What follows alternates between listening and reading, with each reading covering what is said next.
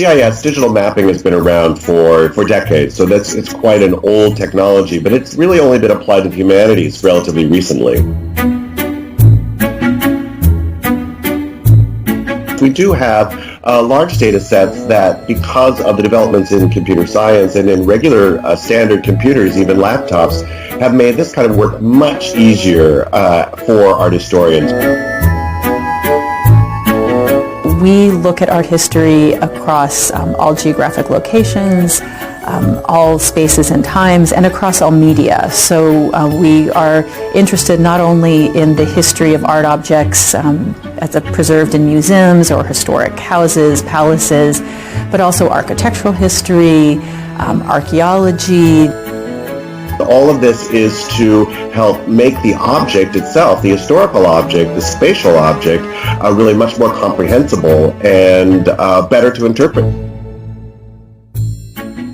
One of the great contributions of these kinds of digital art history projects is the ability to help us understand in a more rich and informed way how those artworks that now exist perhaps in a museum were part of a larger, complex, three-dimensional setting.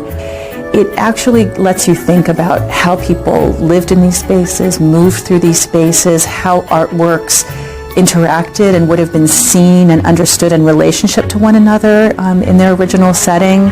That's a digital map where you have, you could search various points, so you could search, say, 1,000 buildings in a city instead of one building in a city. But it can also include 3D environments where you're actually building up those architectural monuments. You can see change over time, for example, how a building was constructed, sometimes over thousands of years. You can see changes to the site.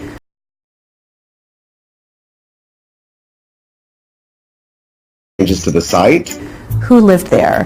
What were their professions? Were there children in the house?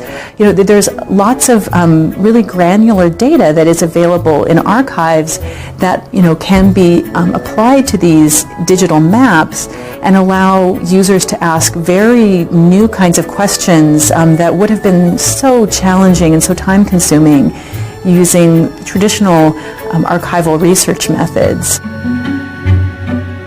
Many of our digital humanities projects that work with space, you know, we're working on very complex, archivally based, very, very specific scholarly problems, but they're also trying to recreate environments that can then be explained to a much broader public.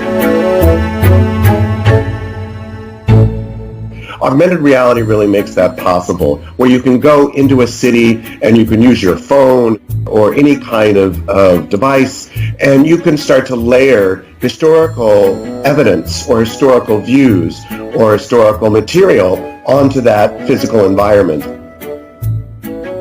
I think by reflecting on the past and what these sites were like then, what we can see today, I think it does sort of waken us a deeper understanding of how our own physical lived existence takes place amidst culture, amidst artworks, and you know, hopefully, you know, it makes one, you know, more sensitive and thoughtful about those experiences that surround us at all times.